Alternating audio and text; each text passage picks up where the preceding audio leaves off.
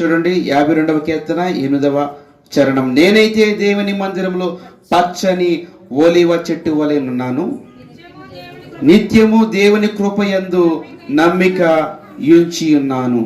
ఈ మాట పలుకుతుంది ఎవరంటే దావీదు. ఎవరండి? దావీదు.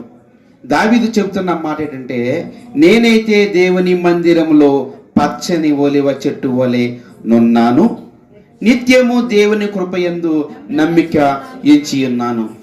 ఈ మాట మనం పలకగలమా? ఈ మాట మనం చెప్పగలమా? దావీదు దేవుని భక్తిపరుడండి. దావీదు దేవుని యొక్క అభిషేకం పొందినవాడండి. మరి నన్ను చెప్పమంటే నేను ఎలా చెప్తానండి?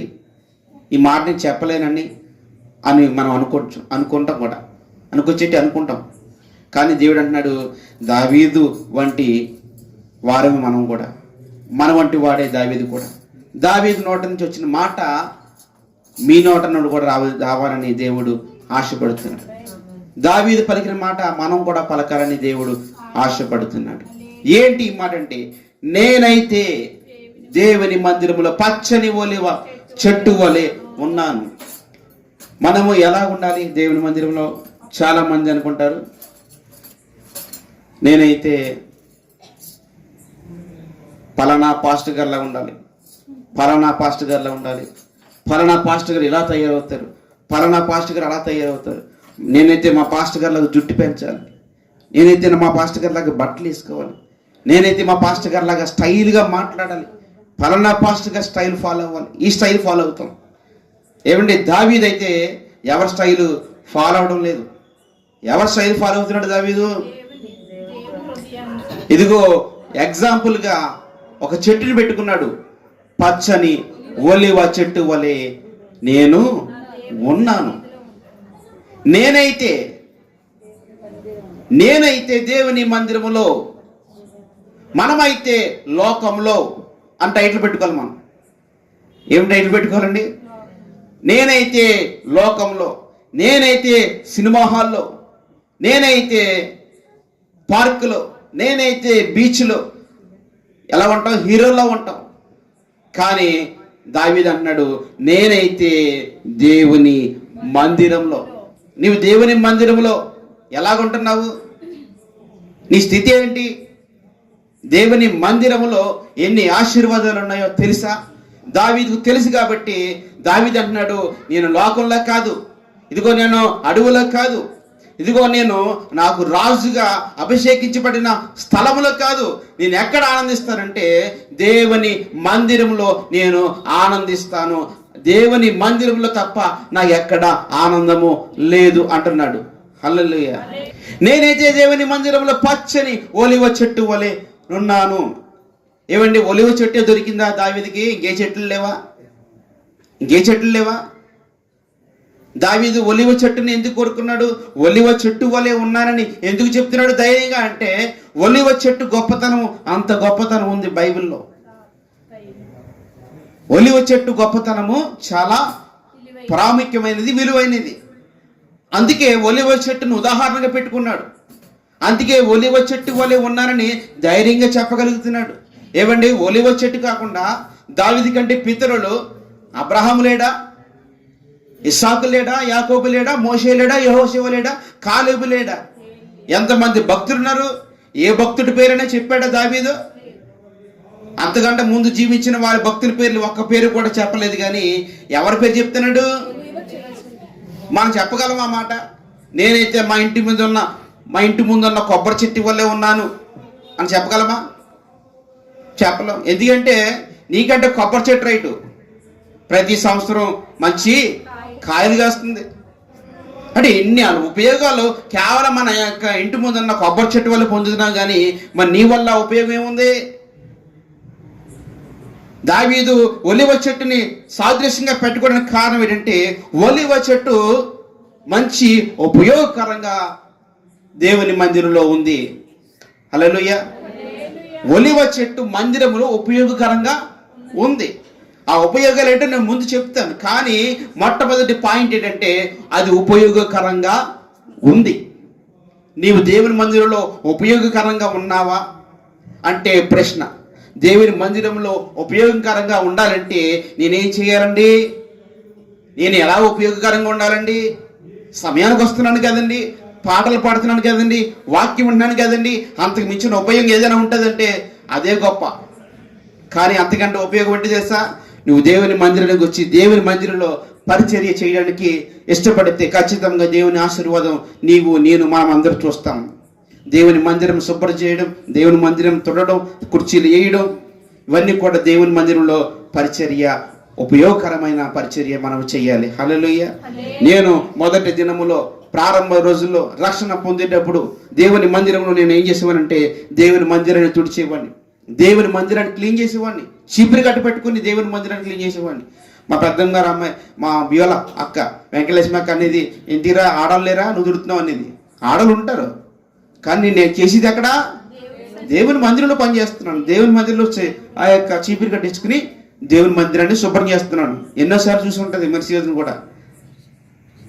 దేవుని మందిరంలో మన చీపురు కట్ట పట్టుకుంటే ఈ రోజుని మన చేతిలో ఏముంటుంది సార్? మంచి మైక్ ఉంటుంది. హల్లెలూయా. ఆ విషయం నాకు తర్వాత తెలిసింది. చీపురు గట్ట వాల్యూ లేకుండా మనం చూస్తాం. చీపురు గట్ట పట్టుకో, రేపొద్దున నువ్వు అనేక జనాల మధ్య మైక్ పెట్టుకుంటావు. హల్లెలూయా. పాట పాడడానికి అందరూ వచ్చేటప్పుడు ప్రతి ఒక్కరు కూడా అందరూ వచ్చాక పాడుతారు. చాలా మంది ఎవరు రాకముందు పాడేసివ్వండి నేను, ఎందుకంటే పాటలు రావు కాబట్టి ఎవరు రాకముందు పాడేసివ్వండి. ఎలా పాడేసినా మన ఇష్టం. ప్రార్థన ఎలా చేసేసినా మన ఇష్టం. ఎవరు రాకముందు ఎన్ని ఆశీర్వాదాలు తెలుసా? ఎవరు రాకముందు వచ్చి నువ్వు ప్రార్థన చేయి, ఎవరు రాకముందు వచ్చి నువ్వు పాటలు పాడు. అందరిలో కూడా నువ్వు పాటలు పాడగలవు, అందరిలో కూడా ప్రార్థన చేయగలవు. అదే అందరూ వచ్చిన తర్వాత ప్రార్థన చేయమంటే వద్దండి ఈ వారం ఎవరికి ఇచ్చేయండి, పాట పాడమంటే వద్దండి ఈ వారం ఎవరికి ఇచ్చేయండి. ఎందుకంటే ధైర్యం సరిపోదు, పాడలేవు. నీకు ఎక్స్పీరియన్స్ ఎక్కడ వస్తుంది, ప్రాక్టీస్ ఎక్కడ వస్తుంది అంటే ఎవరు లేనప్పుడు ముందుగా వచ్చి పాటలు పాడు, ఎవరు లేనప్పుడు ముందుగా వచ్చి ప్రార్థన చేయి, ఎవరు లేనప్పుడు ముందుగా వచ్చి చర్చ శుభ్రం చేయి. ముందుగా వచ్చే స్థితిని చూసి దేవుడు అందరికంటే ఉన్నతమైన స్థానంలో ఉంచుతాడు నిన్ను. హల్లెలూయా. ఒలివ చెట్టు ఉపయోగకరంగా ఉంది, ఒలివ చెట్టు ఉపయోగకరంగా ఉంది కాబట్టి దేవుని మందిరంలో అది కొనియాడబడుతుంది. ఉపయోగకరంగా ఉన్న నీవు సమాజంలోను దేవుని మందిరంలో కూడా నువ్వు కొనియాడబడతావు. ఉపయోగకరంగా ఉండాలి అంటే ఏంటో తెలుసా? ఉపయోగకరం అంటే నీవు దేవునికి పనికొచ్చే పాత్రగా ఉండాలి, దేవునికి అందుబాటులో ఉండాలి. నువ్వు అందుబాటులో ఉన్నప్పుడు దేవుడు తప్పకుండా నిన్ను వాడుకుంటాడు. ఒలివ చెట్టు యొక్క ఉపయోగాలు మనం చూస్తే కనుక, ఒలివ చెట్టు ప్రాథమిక స్థితిని మనం చూస్తే కనుక అది రాతి నేలలో ఎదుగుతుందండి. రాతి నేలలో ఎదుగుతుంది. రెండవది ఎడారి ప్రాంతంలో అది మొలుస్తుంది. కోనసీమ వెళ్తే అన్నీ ఏముంటాయి తెలుసా? కొబ్బరి చెట్లు. ఎందుకంటే మంచి నేల, నీరు తెగ నీరు, దానికి ఎక్కడ పడితే అటు సముద్రం ఇటు గోదావరి, ఎటనే నీరే. మొలవడానికి పెద్ద ఇబ్బంది ఏం లేదు కొబ్బరి చెట్లు మొలవడానికి. కానీ ఒలివ చెట్టు మొలవాలంటే నీళ్లు కావాలి. మరి రాత్రి నెలలో నీళ్ళు ఉంటాయా? ఎడారి ప్రాంతంలో నీళ్ళు ఉంటాయా? కానీ అక్కడ కూడా అది పెరగగలదు, అక్కడ కూడా అది ఎదగగలదు.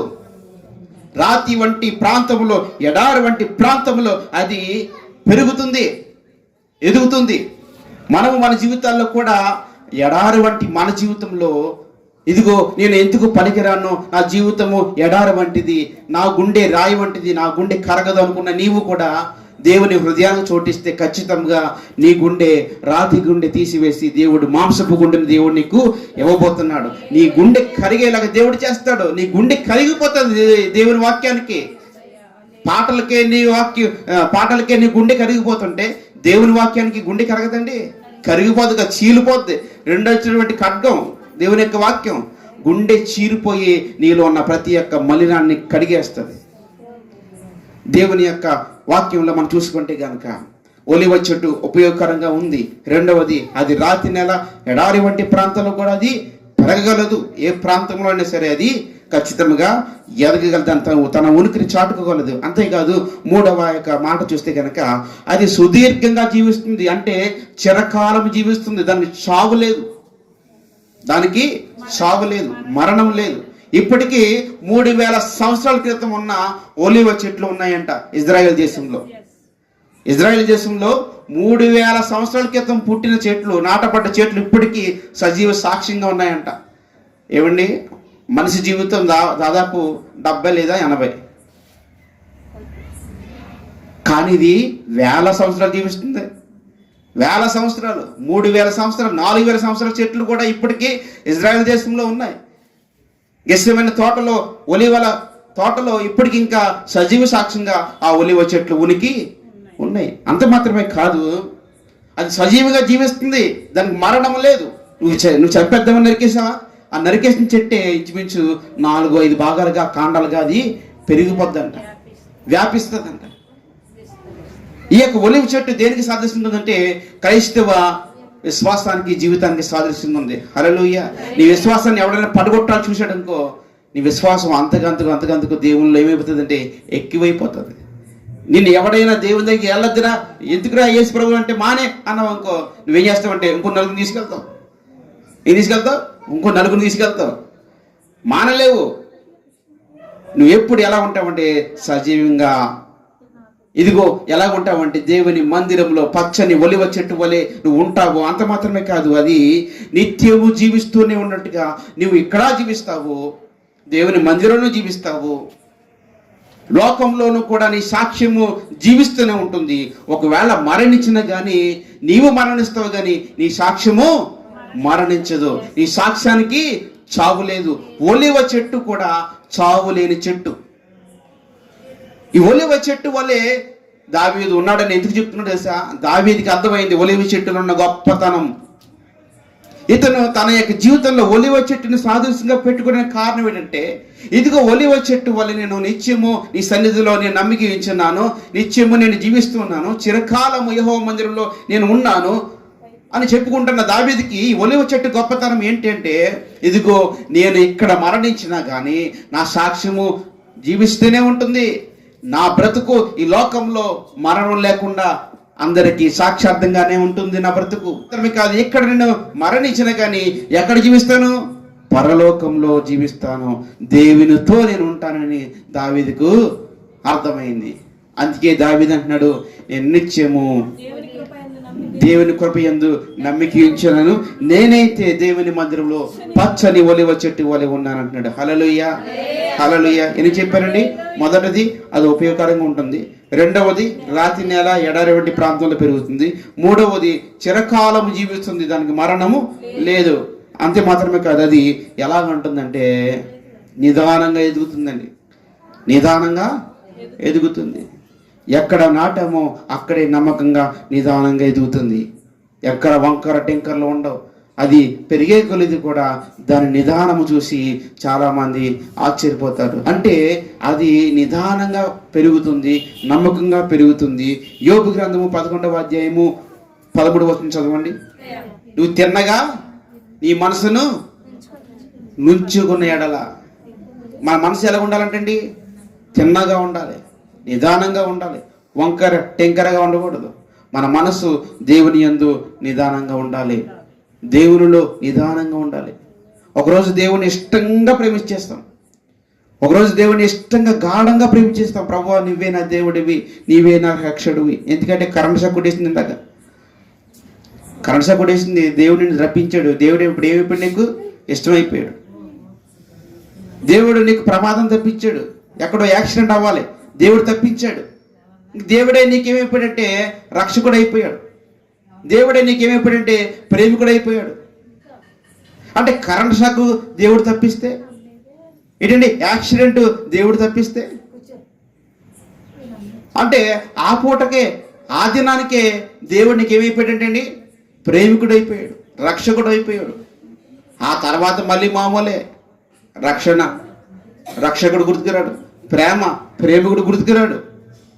ఎప్పుడంటే కరెంట్ షాక్ కొట్టినప్పుడు దేవుడు తప్పిస్తే, రోడ్డు యాక్సిడెంట్లో దేవుడు తప్పిస్తే నువ్వు ఎలా ఉంటావంటే దేవునికి ఇష్టంగా మారిపోతావు. కానీ అది కాదు. మన మనస్సు నిదానంగా తిన్నగా ఉండాలంటే నువ్వు ఎప్పుడైనా సరే ఎల్లప్పుడూ దేవుణ్ణి నువ్వు నమ్మిక ఉంచాలి, ఎల్లప్పుడూ దేవుణ్ణి నువ్వు స్తుతించాలి. నిదానముగా మన దేవుణ్ణి మనము వెతకాలి, ఉపయోగకరంగా ఉంటుంది. రెండు, రాతి నేల ఎడారి ప్రాంతంలో పెరుగుతుంది. 3 చిరకాలము జీవిస్తుంది. 4 నిదానంగా ఎదుగుతుంది. 5వ మాట చెప్తున్నా చూడండి, అది ఎల్లప్పుడూ పచ్చగా ఉంటుంది. హల్లెలూయా. పచ్చగా ఉంటుంది. చెట్టు పచ్చగా ఉందంటే దాని అర్థం ఏంటి? చెట్టు పచ్చగా ఉందంటే అర్థం ఏంటంటే అది ఫలవంతంగా ఉందని అర్థం. అది ఫలాలు ఇచ్చే, కాపుదలు ఇచ్చే చెట్టుగా దాన్ని మనము పరిగణలోకి తీసుకుంటాం. మామిడి చెట్టు వేసాం, ఒకరోజు చక్కగా మంచిగా పూత పూసింది. 2-3 నెలలు పోయిన తర్వాత ఖచ్చితంగా దాని పళ్ళు మనం తిన్నాం, బాగుంది. మరలా వచ్చే సంవత్సరానికి మామిడి చెట్టు మొత్తం ఎండిపోయింది, ఎక్కడ కూడా కాపు లేదు. మరి ఆ చెట్టు పళ్ళు తినాలంటే ఇప్పుడు అది ఎండిపోతే కాయలు ఇస్తుందా? కాయలు అది కాయలు ఇవ్వాలంటే ఎలా ఉండాలి? పచ్చగా ఉండాలి. ఎండిపోతే కాయలు ఇవ్వదు. ఇక్కడ ఒలివ చెట్టును గురించి దావీదు చెప్తూ, నేను దేవుని మందిరంలో ఒలివ చెట్టు వలె ఉన్నానని చెప్తే సరిపోయింది, కానీ అక్కడ దాని ముందు ఏం పెట్టాడంటే పచ్చని అని మాట పెట్టాడు. ప్రతి ఒక్క క్రైస్తవ జీవితానికి పచ్చదనం అంటే ప్రతి ఒక్క క్రైస్తవ జీవితానికి దేవుని యొక్క వాక్యం గురించిన సారము అనే ఆశీర్వాదం ప్రతి ఒక్కరిలోనూ ఉండాలి. హల్లెలూయా. ఫలించే స్థితి ప్రతి ఒక్కరికి ఉండాలి. క్రైస్తవుడు అనబడ్డావంటే నువ్వు ఎలా ఉండాలంటే ఫలించేటి కొమ్మగా ఉండాలి. నువ్వు దేవుని నమ్ముకున్నావంటే నువ్వు ఎలా ఉండాలంటే ఫలించే కొమ్మగా నువ్వు ఉండాలి. పచ్చగా నీవు ఉండాలి. ఒకరోజు పచ్చగా ఉండి ఒకరోజు ఎండిపోయి, ఒకరోజు పచ్చగా ఉండి ఒకరోజు ఎండిపోయి ఉంటుందా చెట్టు? అమ్మా, ఈ చెట్టే అలా ఉండదు. మరి నువ్వేంటి, ఒకరోజేమో పచ్చగా ఉంటావు, ఒకరోజేమో వికారంగా ఉంటావు. నీ ముఖం చూడలేవు. ఒకరోజు నవ్వేస్తుంటావు, ఎక్కలేని ఆనందం వచ్చేస్తుంది, పగలు నవ్వేస్తావు. ఒకరోజు మాత్రం నీ ముఖం చూస్తే నీ ముఖానికి బదులు ఏదైనా ఒక మంచి చెట్టు చూస్తే చాలు, నీ ముఖం చూడలేము. ఎందుకంటే సంతోషం కలిగినప్పుడు నీ ముఖం ఎంత అయితే ఉప్పొంగిపోతుందో, దుఃఖం కలిగినప్పుడు నీ ముఖం వెంటనే వాడిపోతుంది. వాడిపోవడం అనేది మనకు తగదు. ఇప్పుడు ఉదయం ఫ్రెష్గా మనం గులాబీ పువ్వు పెట్టుకుంటాం తల్లో. ఆ గులాబీ పువ్వు ఉదయకాల సమయంలోనే మంచి ఫ్రెష్గా ఉంటుంది. సాయంత్రం మట్టుకు అది ఎలా ఉంటుందండి? ఎలా ఉంటుంది? వాడిపోతుంది. ఆ పువ్వులాగా మనం మగవాళ్ళు కూడా వాడిపోకూడదు. అది పువ్వు కాబట్టి వాడిపోయింది, కానీ నీ ముఖం ఎప్పుడు కూడా తేటగా, తేజస్సుగా ఎలా ఉండాలంటే, నీ ముఖం ఎలా ఉండాలంటే కళగా ఉండాలి. హల్లెలూయా. నీ ముఖము కళగా ఉండాలి, తేజస్సు కలిగి ఉండాలి. ఎందుకు నీ ముఖం కళ ఉండదంటే అప్పులు కదండి అలాగే ఉంటుంది, ఇంట్లో ఇబ్బందులు కదండి అలాగే ఉంటుంది. అది మనకు కాదు, దేవుడంటే తెలియని వారికి అప్పులు బట్టి బాధపడతారు. దేవుడంటే ఎరగని వారికి సమస్యలంటే భయపడిపోతారు. నువ్వు దేవుడంటే తెలిసి కూడా నువ్వు అప్పులంటే భయపడుతున్నావు అంటే నీవు ఇంకా దేవుణ్ణి పూర్తిగా ఎరగలేదని అర్థం. నువ్వు నిజంగా దేవుణ్ణి ఎరిగితే అప్పులంటే నువ్వు భయపడవు. అప్పుల్ని చూసి నువ్వు ఏం చేస్తావంటే ఖచ్చితంగా ధైర్యంగా నిలబడి నేను నా దేవుని సహాయంతో వాటిని తీరుస్తాననే నమ్మకం నీలో ఉంటుంది. ఒకవేళ నువ్వు ప్రార్థన చేసుకుంటే దేవుడు ఖచ్చితంగా ప్రభువా నాకు సహాయం చేయండి, ఖచ్చితంగా దేవుడు సహాయం చేస్తాడు. ఎంత సహాయం చేస్తాడు కదా? నువ్వు 1000 రూపాయలు అడిగితే దేవుడు 2000 ఇస్తాడు. నువ్వెంత అడిగావమ్మా? 1000 అడిగావు, కానీ ఇక దేవుడు ఎంత ఇచ్చాడు? 2000 ఇచ్చాడు. నువ్వు అడగాలి, కానీ దేవుడు నువ్వు అడిగిన దానికంటే ఎక్కువనే ఇస్తాడు. హల్లెలూయా. నేను అడుగుతున్నానండి దేవుడు ఇవ్వట్లేదంటే అయితే దేవుడు ఇంకా ఎక్కువ ఇవ్వబోతున్నాడు, అందుకే లేట్ చేస్తున్నాడు. నువ్వు అనుకోవాలి. నువ్వు అడుగుతున్నావు, దేవుడు ఇవ్వట్లేదంటే నువ్వు ఎంత అడుగుతున్నావు? 1000 అడుగుతున్నావు. మరి దేవుడు ఎంత ఇవ్వాలనుకుంటున్నాడు? నీకు 10,000 ఇవ్వాలనుకుంటున్నాడు. కొంచెం లేట్ అవుతుంది, ఖచ్చితంగా దేవుడు ఇస్తాడు. ఎంత ఇస్తాడు? నువ్వు 1000 అడుగు కదా, కొంచెం లేట్ అయినందుకు వడ్డీతో సహా దేవుడు నీకు 10,000 తెచ్చి చేతిలో పెడతాడు. ఎలాగొచ్చాయో ఎక్కడొచ్చాయో అది నీకే తెలుస్తుంది, ఇంకెవరికి తెలియదు. హల్లెలూయా. నీవు ఎలా ఉండాలంటే పచ్చగా ఉండాలి. ఒలీవ చెట్టు దేవుని మందిరంలో పచ్చదనంతో ఉంది. దావీదు అంటున్నాడు, అదిగో ఆ పచ్చదనంతో నేను కూడా ఉన్నాను. దావీదుకి ఎన్ని ఇబ్బందులు వచ్చినా, ఎన్ని ఆటుపోట్లు వచ్చినా, ఎంతమంది శత్రువులు చంపేద్దామని పరిగెత్తి దావీదుని కత్తులు దూసి విసిరేస్తున్నా కానీ భయపడతలేదు. తొడగొడి చెప్తున్నాడు, నేనైతే దేవుని మందిరంలో, మీరైతే యుద్ధ భూమిలో, మీరైతే నన్ను తరమడంలో నిఘ్నమై ఉన్నారు, కానీ నేనైతే దేవుని మందిరంలో పచ్చని ఒలివ చెట్టు వల్ల ఉన్నాను. రండి, ఎవడొస్తాడు? నన్ను మీరేమీ చెయ్యలేరు, నన్ను మీరేమీ చెయ్యలేరు. సమస్యను చూసి మనము భయపడకూడదు, సమస్యను చూసి మనము కృంగిపోకూడదు. సమస్య మనిషికే వస్తుంది, సమస్య మనిషికే వస్తుంది, సమస్య దేవుడు ప్రేమించిన వారికి వస్తుంది. ఇంకొక మాట చెప్పనా ధైర్యంగా, ఇంకొక మాట చెప్తున్న ధైర్యంగా, దేవుణ్ణి నువ్వు ఎంతగా ప్రేమిస్తావో అన్ని సమస్యలు నీ వెంట ఉంటాయి, కానీ ఆ సమస్యలో నువ్వు పడవు. నీ వెనకాల ఉన్న దేవుడు ఆ సమస్యల నుండి తప్పిస్తాడు. ఎందుకు మరి దేవుణ్ణి ప్రేమిస్తే నాకు ఇన్ని శ్రమలు వచ్చేయండి అంటావా? నీ శ్రమలను బట్టి, నీ శ్రమంలోంచి దేవుడు ఎలా తప్పిస్తున్నాడో చూసి అనేక మంది నిన్ను చూసి నేర్చుకుంటారు. కాబట్టి దేవుడు నిన్ను అలా వాడుకుంటాడు. అన్ని సమస్యలు నాకే రావాలండి, అన్ని ఇబ్బందులు నాకే రావాలా అనుకుంటావు నువ్వైతే? వస్తాయి, ఖచ్చితంగా నీకే వస్తాయి. ఎందుకు వస్తాయి చెప్పనా? నిన్ను బట్టి అనేక మంది తెలుసుకుంటారు, వీడికి ఇన్ని సమస్యలు ఉన్నా, వీడికి ఎన్ని అప్పులున్నా, వీడికి ఎన్ని కష్టాలున్నా, వీడి కంట్లో ఎప్పుడు కన్నీళ్ళు ఉండబెట్టరా. ఎంత గొప్ప మాట అది! ఎన్ని అప్పులున్నా, ఎన్ని కష్టాలున్నా కంట్లో కన్నీళ్ళు ఉండవా? అది ఎవరికైనా సాధ్యమండి? జేబులోంచి వెనకాల చిల్లు అయిపోయి 100 రూపాయలు కాంతి పడిపోతే గంట సేపు ఎడుతాం మనం.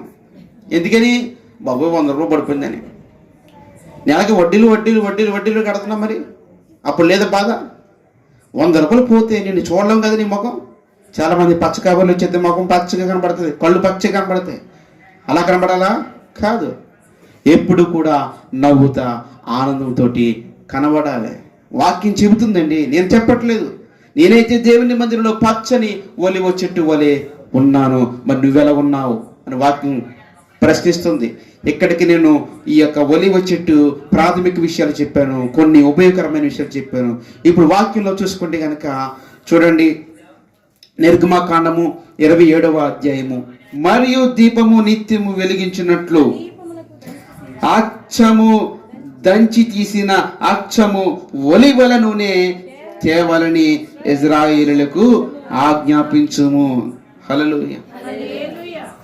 దేనికోసం అంటే దేవుని మందిరంలో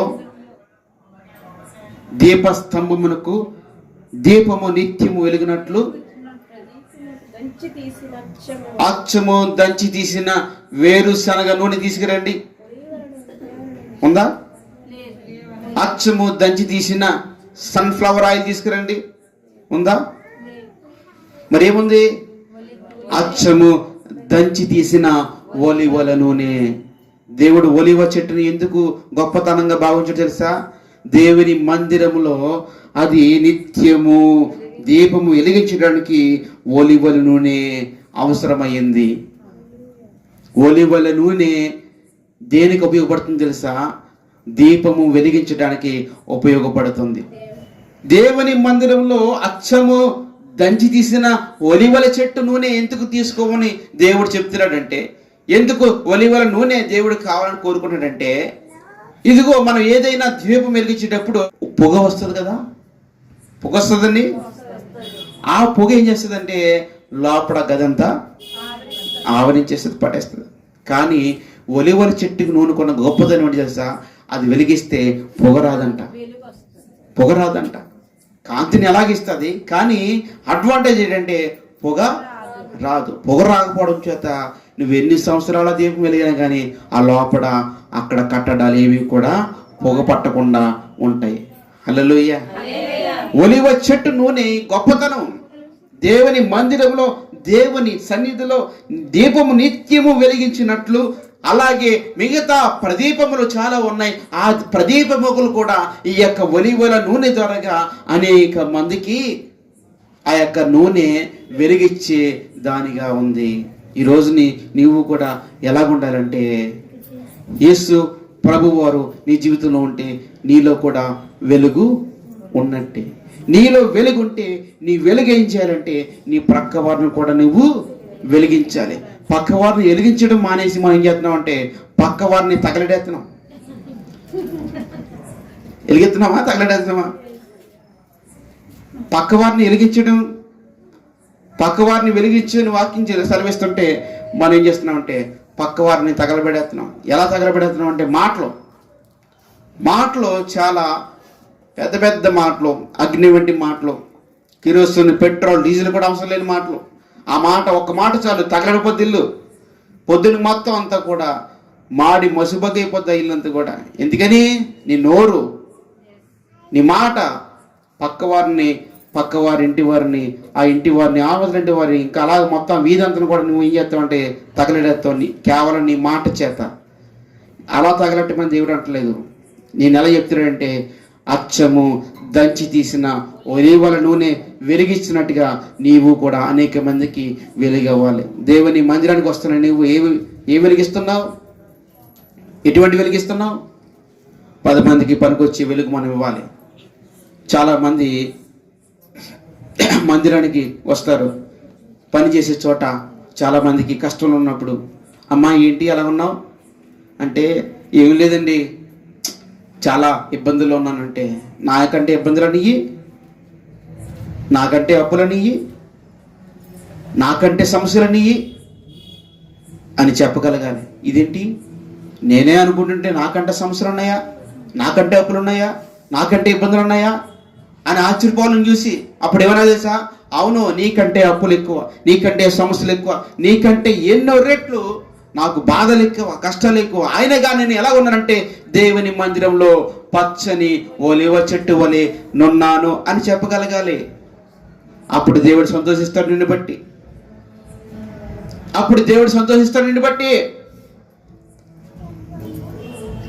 పాటలు పాడినంత మాత్రాన, ప్రతిరోజు వాక్యం విన్నంత మాత్రాన, ప్రతి వారం మానకుండా ఏదుకున్నంత మాత్రాన దేవుడు సంతోషించడండి. నువ్వు ఎప్పుడైతే ఈ పక్క వారికి నీ సాక్ష్యం ద్వారాగా, ఒక మంచి వెలుగు ద్వారాగా నువ్వు అవతల వారికి వెలుగుకరంగా ఉంటావంటే నువ్వు ఖచ్చితంగా దేవుడిని బట్టి సంతోషిస్తాడు. నా వంటి సమస్య కాదండి, నా వంటి ప్రాబ్లం కాదండి, నా వంటి ఇబ్బందులు కాదండి నీ ఇబ్బందులు, నాకంటే చాలా తక్కువ, నీకు కంగారు పడకు, దేవుడు నిన్ను తప్పిస్తాడు, దేవుడు సహాయం చేస్తాడు అనే మాట నువ్వు చెప్పగలగాలి. 2012 సంవత్సరం నుంచి కూడా నాకు పరిచయం, టొయోటా షోరూంలో పనిచేస్తుంటాడు, రాజమండ్రి కుర్రాడు, చాలా మంచి కుర్రాడు, పేరు అశోక్ బాబు. పెళ్ళయింది, కాకినాడ అమ్మాయిని చేసుకున్నాడు, 2 ఆడపిల్లంట. అయితే నాకు చాలా మంచి పరిచయస్తుడు. ఎప్పుడైనా నాకు ఫోన్ చేసి అన్నకు 500 ఇవ్వ అని అడిగేవాడు. ఇప్పుడు పెళ్ళికి ముందు, ఇప్పుడు కదలండి, ఇప్పుడు నన్ను తిడతారు వీళ్ళందరూ. పెళ్ళికి ముందు సరదాగా ఇచ్చేవాడిని, తన కష్టాలను బట్టి. పెళ్ళైన చాలా ఇబ్బందులు పడ్డాడని చెప్పి ఇచ్చాను.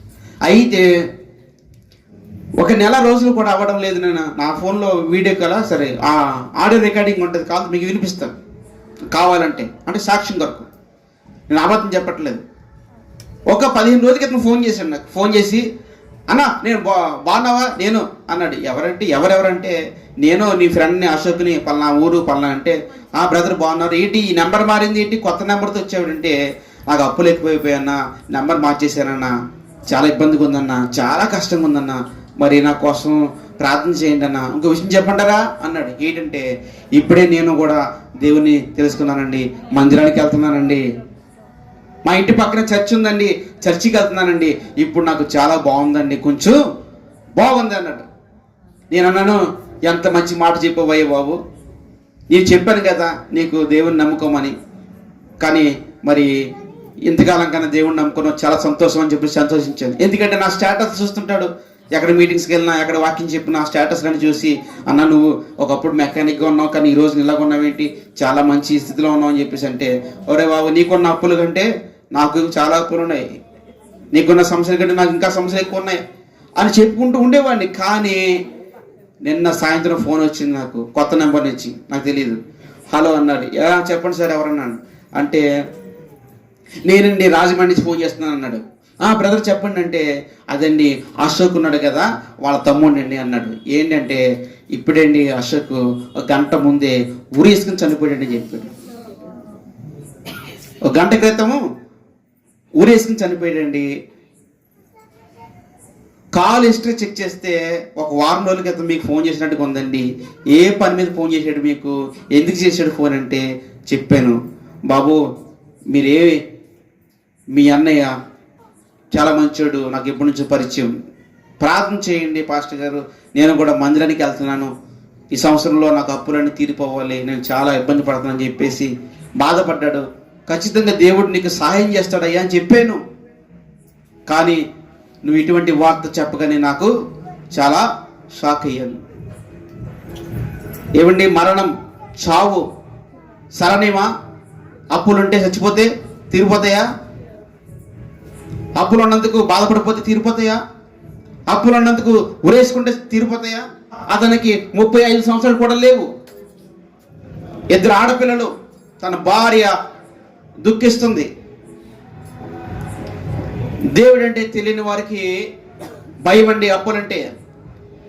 దేవుడంటే తెలియని వారికి భయం అంటే సమస్యలంటే భయం. దేవుడంటే తెలియని వారికే భయము భయము భయము భయము.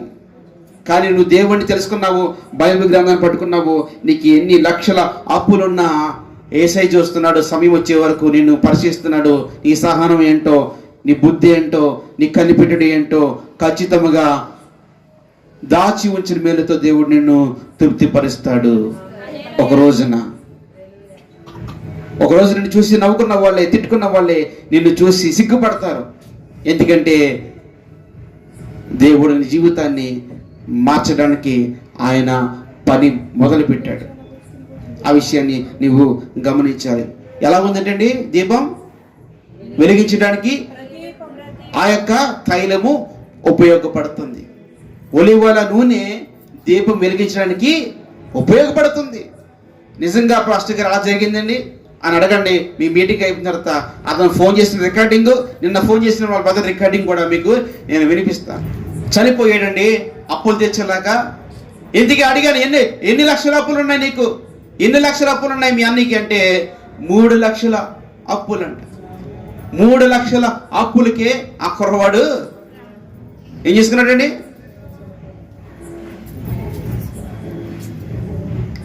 నాకున్న అప్పులు ఎన్నో అప్పులు తెలిసే మీకు, కొండంత అప్పులు. దాన్ని అలాగే దేవుడు తీర్చుకుంటా వచ్చి ఇప్పుడు నా ముందు నాకంటే ఎత్తుకున్న అప్పుని నాకంటే కిందగా చేసాడు. హల్లెలూయా. ఒకప్పుడు అప్పుని ఎలా చూసేవాడిని, ఇప్పుడు అప్పుని ఎలా చూడవలసిన పరిస్థితి దేవుడు తీసుకొచ్చాడు.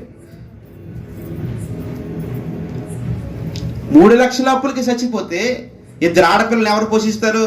నిన్ను నమ్ముకున్న భార్యని ఎవరు పోషిస్తారు? నిరీక్షణ లేని జీవితం, యేసు లేని జీవితం, యేసు లేని బ్రతుకు జయించలేడు. అప్పులు జయించలేడు, సమస్యలు జయించలేడు. అభద్రత భావంలో ఉండిపోతాడు. సంతోషం ఉండదు, శాంతి ఉండదు, సమాధానం ఉండదు. దేనికి పరిగెడతాడంటే చావుకు పరిగెడతాడు. ఒకవేళ ఇంట్లో ఊరేసుకోకుండా వాళ్ళ బంధువులు, వాళ్ళ అమ్మ నాన్న ఆఫ్ చేసిందే కానీ ఈడు ఏ లారీ కింద పడిపోతాడు. లారీ కింద పడిపోకుండా లారీ డ్రైవర్ తప్పించినా కానీ ఈడు ఎందులో పడిపోతాడంటే ట్రైన్ కింద పడిపోతాడు. ఎందుకంటే మరణము అలాగ దారికి తీసుకెళ్ళిపోతుంది. అంటే చచ్చిపోతే అప్పులు తీరిపోతాయా? చచ్చిపోతే అప్పులు తీరిపోతాయి అన్నవాడు అందరూ కూడా చచ్చిపోండి, అయితే అప్పులు తీరిపోతాయి. అంత బుద్ధిహీనత పనులు చేయకండి. ఎంతోమంది క్రైస్తవుల వాక్యాన్ని వింటున్నారు, అన్నీ చేస్తున్నారు, కానీ సమస్య వచ్చినప్పుడు ఏం చేస్తున్నారంటే ఉరితాడే సరణి అనుకుంటున్నారు. ట్రైనే నాకు సరణి అనుకుంటున్నారు. ఏదో లారీ కింద పడిపోదామని పరిగెడుతున్నారు. వాక్యం వింటున్నావు, ప్రార్థన చేసుకుంటున్నావు, ఇంకా నువ్వు దేవునికి సరైన విధముగా దేవుడు అంటే నీకు అర్థం కాలేదు. ఈ మందిరంలో దేవుని యొక్క సన్నిధిలో పచ్చని ఒలివ చెట్టు వలె ఉండాలంటే కారణం ఏంటి తెలుసా? మొదట నీవు దేవుని మందిరంలో భయభక్తులతో కలిగి ఉండాలి. దేవుడు అంటే ఆయన పరిశుద్ధుడు గనక, ఆయన ప్రేమమయుడు గనక, ఆయన సహాయం చేసే దేవుడు గనక నీవు కూడా ఆయన్ని అట్టి విధంగా ఆరాధించాలి. హల్లెలూయా. నేను ఒక 2 మాటలు చెప్పి ముగించేస్తాను, టైం అయిపోతుంది. ఏంటంటే దీపము వెలిగించడానికి నూనె ఉపయోగపడుతుంది.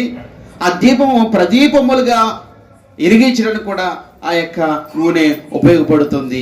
ఎన్ని దీపాలు వెలిగిస్తున్నారో ఒక దీపంతో, ఒక దీపం వెలిగితే చాలు కదండి.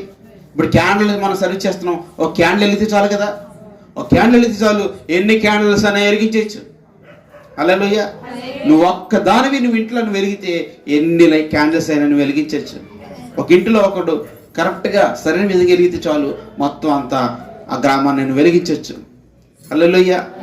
మొట్టమొదటిగా మనం ఎలా ఉండాలంటే దేవుని మందిరంలో మనము ఆ యొక్క నూనె వలె వెలిగించే దానిగా, వెలుగు సాదృశ్యంగా మనం ఉండాలి. రెండవది మనం చూద్దాం, న్యాయాధిపతులు 9వ అధ్యాయం 9వ వచనం చదవండి. ఆ చెట్లు అన్నీ కూడా వచ్చి ఒలివ చెట్టు దాంట్నే, ఒలివ చెట్టు నీవే మా మీద అధికారిగా రాజుగా ఉండు అని బ్రతిమలుకుంటున్నాయి. అదే మనం ఏం చేస్తామంటే, అయ్యయ్యో ఈ మాత్రంకే దండం పెట్టేయాలండి, ఈ మాత్రంకే మమ్మల్ని అడిగేయాలండి, ఒక ఫోన్ కాల్ చేస్తే మేము రామా, ఒక ఉత్తరం రాస్తే మేము రామా, ఇక్కడ దాకా వచ్చి మా కాల్ పెట్టుకోవాలా అని చెప్పేసి మనం ఫోన్ రాకుండానే, కబురు రాకుండా వెళ్ళిపోతాం. ఎందుకంటే రాజుని చేస్తున్నారు కదా, అధికారం చేస్తున్నారు కదా. మరి అధికారం అంటే, రాజు అంటే పదవి కాబట్టి ఆ పదవి కోసం మనం ఏం చేస్తామంటే పరిగెట్టేస్తాం. కానీ ఒలివ చెట్టు దగ్గరికి వచ్చి, ఒలివ చెట్టు కాడు దగ్గరకు వచ్చి అడుగుతున్నాయండి ఈ చెట్లన్నీ కూడా, ఒలివ చెట్టు ఒలివ చెట్టు ఒలివ చెట్టు నీవు మా మీద రాజువై ఉండంటే, అప్పుడు ఒలివ చెట్టు మాట అంటుంది, మమ్మల్ని ఏలుమని ఒలివ చెట్టుని అడగగా, ఒలివ చెట్టు దేవుని అక్కడ దేవుని మానవులను దేని వలన నరులు సన్మానించుదురో అనే మాట కరెక్ట్గా మనం చదివితే, ఇప్పుడు ఎవరంటే ఇక్కడ 2 ఉన్నారు. ఒకరు దేవుడు ఉన్నాడు, 2 మానవులు. ఇప్పుడు దేవుణ్ణి అలాగే మానవుని కూడా సన్మానించడానికి, అంటే దేవుణ్ణి మానవుల్ని కూడా అభిషేకించడానికి, దేవుణ్ణి మానవుల్ని కూడా సన్మానించడానికి తైలము ఉపయోగపడుతుంది. నా తైలము, అటువంటి నా తైలము, అటువంటి నా నూనె, అటువంటి శ్రేష్టమైన నా యొక్క ప్రాముఖ్యమైన పని నేను విడిచిపెట్టి ఆ ప్రాముఖ్యమైన నా నూనెను ఇవ్వడం మానేసి మీ అందరి మీద రాజుగా ఉండి ఇటు అటు తిరగడానికా నన్ను రమ్మంటున్నారు? నేను సత్యాలని అంటుంది. హల్లెలూయా. అది మనమైతే ఏమంటాం, వచ్చేస్తామండి, ఆటో కట్టించేసుకుంటాం. అడ్రస్ చెప్పండి. రాజుగా ఉండాలంటే, అధికారిగా ఉండాలంటే ఎన్ని గట్స్ కావాలి, ఎంత ఎంత ప్రాముఖ్యమైన గౌరవం అది. పరిగెట్టేస్తాం మనమైతే. ఇట్టే త్రోసి వేస్తుంది ఒలివ చెట్టు, నాకొద్దు, మీరు నాకు ఇచ్చే ఈ రాజు పదవి నాకొద్దు, మీరిచ్చే ఈ గౌరవ ఘనతలు నాకొద్దు. ఎందుకంటే దేవుడే నన్ను తన సన్నిధిలో దీపానికి నన్ను వాడుకుంటున్నాడు. దేవుడే తన మందిరంలో తన సేవకుల్ని అభిషేకించడానికి నా నూనెను వాడుకుంటున్నాడు. అంతకంటే గొప్పగా మీరు వాడుకోగలరా? ఒకవేళ వాడుకుంటారు, సంవత్సరం 2 సంవత్సరాలు రాజుగా పెట్టుకుంటారు. నా పదవి అయిపోయిన తర్వాత దిగరా అని ఏం చేస్తారు? ఇసిరేస్తారు. ఎందుకని? నీ పదవి కాలం అయిపోయింది, నువ్వు దిగే. పదవి కాలం అయిపోయిన తర్వాత దిగమంటే మాకు ఖచ్చితంగా దిగాలి. నేను దిగరండి, మీరు రాజుగా చేశారు కాబట్టి నేను ఉంటానంటే ఏం చేస్తారంటే మెడబెట్టుకుని బయటికి గంటేస్తారు. కానీ దేవుడు నిత్యము దేవుని మందిరంలో నూనెను దీపానికి వాడుకుంటున్నాడు. ఇదిగో ఇప్పటికీ కూడా చాలామంది ఒలివ నూనె ద్వారాగా ఎంతోమంది సేవకులను అభిషేకిస్తున్నారు. ఇప్పటికీ కూడా హల్లెలూయా. ఇప్పటికీ కూడా ఇజ్రాయెల్ దేశం నుంచి ఒలివల నూనె ఎక్స్పోర్ట్ అవుతుంది. ఇప్పటికీ కూడా బాటిల్స్లో ఒలివల నూనె, శ్రేష్టమైన నూనె మనము చూస్తూ ఉన్నాం. అది కూరలో కూడా వాడుకోవచ్చంట, సన్మానానికి వాడుకోవచ్చంట. ఇంకో విషయం చెప్పుకుంటారా, ఎవరికైనా రోగులు స్వస్థపరచబడాలంటే ఆ యొక్క నూనెను కూడా వాడుకోవచ్చు. ఇప్పుడు కొబ్బరి నూనె ఎలా వాడుతున్నాం, దాన్ని కూడా అలా వాడుకుంటాం. కొంచెం కాస్ట్లీ ఎక్కువ. అంత మాత్రమే కాదు, లోకాసు సువార్తలో మరి ఎరికో పట్టణం నుండి, యెరూషలేము నుంచి ఎరికో ప్రాంతానికి వెళ్తున్నప్పుడు ఒక వ్యక్తి దొంగల చేత కొట్టబడి ఉంటాడు. ఆ యొక్క వాక్యం తీయండి, లోకాసు సువార్త. అక్కడ దొంగలు కొట్టబడ్డ ఆ వ్యక్తిని చూసి మంచి సమరయుడు అనే ఒక వ్యక్తి సమరయుడు వచ్చి అతను ఏం చేశాడంటే అతని దెబ్బలను ద్రాక్షరసం పోసి నూనె పోసి ఆ యొక్క గాయాలను స్వస్థపరుస్తాడు. అంటే ఈ నూనె ద్వారా కూడా ఈ గాయాలు మాన్పవచ్చు. ఈ నూనె ద్వారా కూడా ఆ గాయాల్ని కట్టవచ్చు. ఈ నూనె ఆ గాయాల్ని కట్టడానికి ఉపయోగపడుతుంది. ఈ నూనె ఆ గాయాలు మానపడానికి ఉపయోగపడుతుంది. ఇప్పుడు మనకి తలపోటు వచ్చింది అనుకోండి, మనం ఏం రాసుకుంటాం అమ్మా? జెండు బామ్ రాసుకుంటామా? జెండు బామ్ అంటే కొద్దిగా కాస్ట్లీ. జెండు బామ్ మన దగ్గర లేదనుకో, అప్పుడు ఏం చేస్తాం అమ్మా? కొబ్బరి నూనె రాసుకుంటాం. కొబ్బరి నూనె అంటే ఎక్కువ చీపు కాబట్టి. చూడండి, లోకసువార్త 10వ అధ్యాయము, లోకసువార్త 10వ అధ్యాయం 34 వచనం చదవండి. అతనిని చూచి అతని మీద జాలిపడి దగ్గరికి పోయి నూనెయు ద్రాక్ష రసమును పోసి అతను గాయములను కట్టి. హల్లెలూయా. ఇప్పుడు గాయపడ్డవాడు దారిలో దెబ్బల దగ్గర పడిపోయాడు.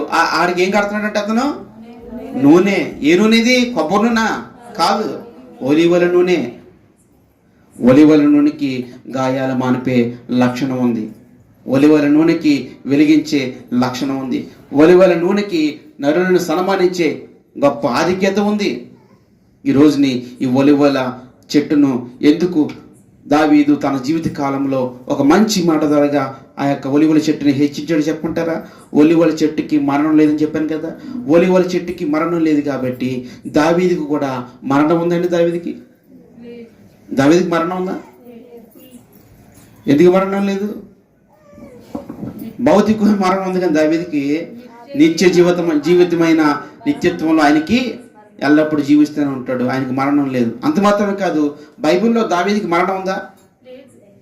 దావీదుకి భౌతికంగా మరణం ఉంది కానీ కొత్త నిబంధనలో యేసు ప్రభువుని ఏమని పిలుస్తున్నారు? గుడ్డివాడు, దావీదు కుమారుడా అని పిలుస్తున్నాడు. దావీదు ఎప్పుడు? ఎన్నో సంవత్సరాల క్రితం చచ్చిపోయాడు. అప్పటికి దావీదు లేడు, కానీ దావీదు జీవిస్తూనే ఉన్నాడు. ఎవరి నోట అంటే అనేక మంది బిడ్డల నోట దావీదు మాట ఉంది. ఎందుకు తెలుసా? దావీదు పాత నిబంధనలో ఉన్న వ్యక్తి నూతన నిబంధనలకు ఎలాగొచ్చాడంటే ఈ పచ్చని ఒలివ చెట్టు వలె నిత్యము నేను ఉన్నానని ఎందుకు చెప్పాడు తెలుసా మాట? ఇదిగో నేను ఇక్కడ చచ్చిపోయిన రేపటి దినాన యేసుక్రీస్తు ప్రభు వారికి నా వంశం నుంచి ఆయనకు జన్మం, నా గోత్రం నుంచి ఆయనకు పుట్టిక. ఇదిగో దావీదు పట్టణమందు నేడు రక్షకుడు మీ కొరకు పుట్టి ఉన్నాడు. దావీదు పట్టణమందు దావీదు కుమారుడిగా దావీదు వంశములోంచి పుట్టిన యేసుక్రీస్తు ఇప్పటికీ మనందరి హృదయంలో ఆయన జీవిస్తూనే ఉన్నాడు. దావీదుతో పాటు ఎవరు జీవిస్తున్నారు? దావీదుతో పాటు మనం కూడా నిత్యత్వంలో జీవిస్తూనే ఉంటాం. యేసు ప్రభుతో పాటు ఇప్పుడు దావీదు పేరు కూడా మనం పలుకుతున్నామంటే దావీదుకి మరణము లేదు. ఆధ్యాత్మికంగా ఆత్మీయంగా దావీదుకి మరణం లేదు. భౌతిక మరణం ఉంది. భౌతికంగా చచ్చిపోయి సమాధి చేయబడ్డాడు. కానీ దావీదు పేరు పలకకుండా మనం క్రిస్మస్ చేసుకుంటామా? దావీదు పేరు పలుకుతున్నామా? అంటే దావీదు సాక్ష్యం చచ్చిపోయిందా? చచ్చిపోలేదు. దావీదు పేరు చచ్చిపోయిందా? చచ్చిపోలేదు. దావీదు గొప్పతనం చచ్చిపోయిందా? చచ్చిపోలేదు.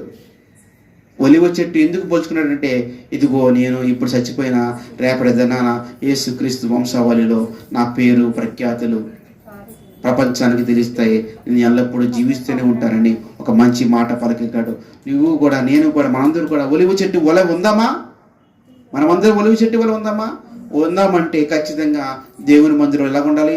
భయభక్తులు కలిగి ఉండాలి. దేవుని మందిరం ఎలా ఉండాలి? సుఖ సంతోషంతో ఉండాలని. దేవుని మందిరం ఎలా ఉండాలి? కష్టం వస్తే ఒకలాగా, దుఃఖం వస్తే ఒకలాగా ముఖం పెట్టకూడదు. పచ్చదనంతో ఎల్లప్పుడూ నవ్వుతానే ఉండాలి. నవ్వు చాలా సమస్యలకి పరిష్కారం. నవ్వు చాలా సమస్యలకి పరిష్కారం. చాలామంది నవ్వడం అనేది మర్చిపోయారు. నవ్వండి, ఈ సంవత్సరం నుంచి పక్క నవ్వండి, సరదాగా నవ్వండి. ఎందుకు నవ్వండి అంటే దేవుని కూర్చిన సంతోషాన్ని బట్టి నవ్వండి. కొంతమంది ఎందుకు పనికిరాని నవ్వుతారు, పళ్ళు ఎగులుతుంటారు. ఎప్పుడు తెలుసా? ఆ పక్కోడు ఎవరైనా ఇల్లు కాలిపోతుందంటే నవ్వుతాడు. పక్కోడు ఇల్లు కాలిపోతుంటే నవ్వుతారు. పక్కోడు ఫ్రిడ్జ్ పోయిందంటే నవ్వుతారు. ఎక్కడైనా ఆనందం. సంవత్సరం అంతా నవ్వరు, కానీ పక్కోడు ఇంట్లో ఫ్రిడ్జ్ కాలిపోతే నవ్వుతారు, వాషింగ్ మిషన్ కాలిపోతే నవ్వుతారు. పక్కోడు జేబులో ఆ మొబైల్ ఫోన్ కింద పడిపోతే నవ్వుతారు, పర్స్ పడిపోతే నవ్వుతారు. ఎందుకని? సరదా. ఆ నవ్వు కాదు, నీ కష్టాలను బట్టి నవ్వు, నీ అప్పులను బట్టి నవ్వు, నీ సమస్యలు బట్టి నవ్వు. ఆ సమస్యలు అనుకుంటే అంట ఎన్ని రకాలుగా ఇబ్బంది పట్టినా ఈడేమంటారా నవ్వుతూనే ఉన్నాడు, ఈయన్ని మనం ఏడిపించలేమని చెప్పేసి ఆ అప్పులు పారిపోతాయి, ఆ సమస్యలు పారిపోతాయి. ఎందుకు తెలుసా? నిన్ను ఏడిపించాలని వచ్చాయి, నువ్వు ఏడట్లేదు, అవి పారిపోతాయి. ఏసీ బ్యాచ్ ఉంటుంది, ఆ బ్యాచ్ దగ్గర వెళ్ళిపోతాయి, నీ దగ్గర రావు ఇంకా. ఎందుకంటే నువ్వు ఎల్లప్పుడు నవ్వుతూనే ఉన్నావు. ఇది జరుగుతుంది. పచ్చని ఒలివ చెట్టు వలె దేవుని మందిరంలో ఉందాం. పచ్చదనం అంటే ఆశీర్వాదం, పచ్చదనం అంటే సంతోషం, పచ్చదనం అంటే నవ్వు, పచ్చదనం అంటే చిరునవ్వు, పచ్చదనం అంటే ప్రేమ, పచ్చదనం అంటే ఆశీర్వాదం, పచ్చదనం అంటే దేవుని మందిరంలో ఉన్న ఆ యొక్క ఆనందాన్ని బట్టి నువ్వు ఆనందించే స్థితి. అటువంటి పచ్చదనంతో ఉన్న దావీదుని మనం జ్ఞాపకం చేసుకుంటే తరతరాలకు పేరు విస్తరించబడ్డది. నీ పేరు కూడా సమాజంలో తరతరాలు చెప్పుకుంటారు. నీకు మరణం ఉండదు ఒలివ చెట్టు వలె, నీకు మరణం ఉండదు దావీదులాగే, నీకు మరణం ఉండదు నీ సాక్ష్యానికి. దేవుడి ఈ మాటలో దీవించిన గాక. కళ్ళు మూసుకొని ప్రార్థన చేసుకుందాం.